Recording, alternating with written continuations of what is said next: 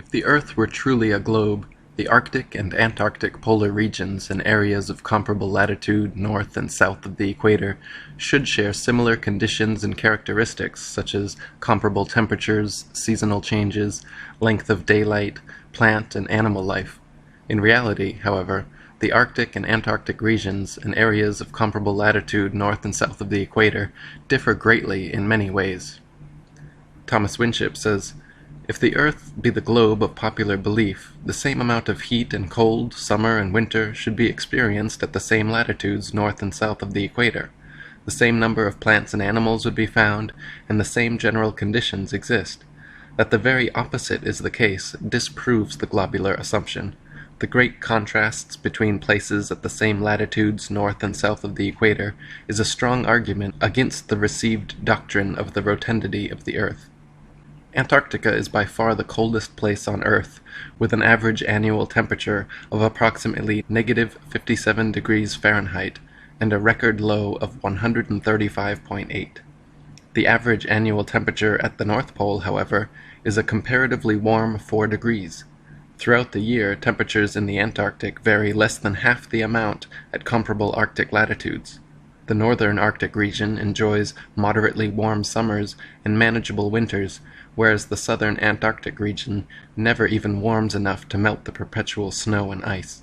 Thomas Winship wrote, "This uniformity of temperature partly accounts for the great accumulation of ice which is formed, not on account of the great severity of the winter, but because there is practically no summer to melt it.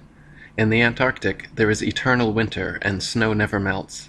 As far north as a man has traveled, he has found reindeer and hare basking in the sun, and country brilliant with rich flora. Within the Antarctic Circle, no plant is to be found. The island of Kerguelen at 49 degrees southern latitude has only 18 species of native plants that can survive its hostile climate. Compare this with the island of Iceland at 65 degrees northern latitude. 16 degrees further north of the equator than Kerguelen is south, yet Iceland is home to 870 species of native plants. On the Isle of Georgia, just 54 degrees southern latitude, the same latitude as Canada or England in the north, where dense forests of various tall trees abound, the infamous Captain Cook wrote that he was unable to find a single shrub large enough to make a toothpick. Cook wrote, "Not a tree was to be seen. The lands which lie to the south are doomed by nature to perpetual frigidness, never to feel the warmth of the sun's rays, whose horrible and savage aspect I have not words to describe. Even marine life is sparse in certain tracts of vast extent, and the sea-bird is seldom observed flying over such lonely wastes. The contrasts between the limits of organic life in Arctic and Antarctic zones is very remarkable and significant. Vegetables and land animals are found at nearly 80 degrees in the north, while from the parallel of 58 degrees in the south, the lichen and such-like plants only clothe the rocks, and seabirds and the cetaceous tribes alone are seen upon the desolate beaches. In the Arctic there are 4 clearly distinguished seasons, warm summers, and an abundance of plant and animal life, none of which can be said of the Antarctic.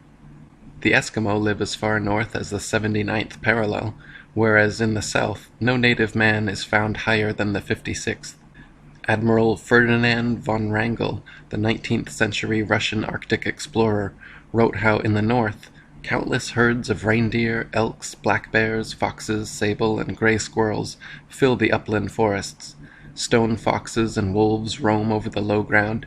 Enormous flights of swans, geese, and ducks arrive in spring, and seek deserts where they may molt and build their nests in safety. Eagles, gulls, and owls pursue their prey along the sea coast.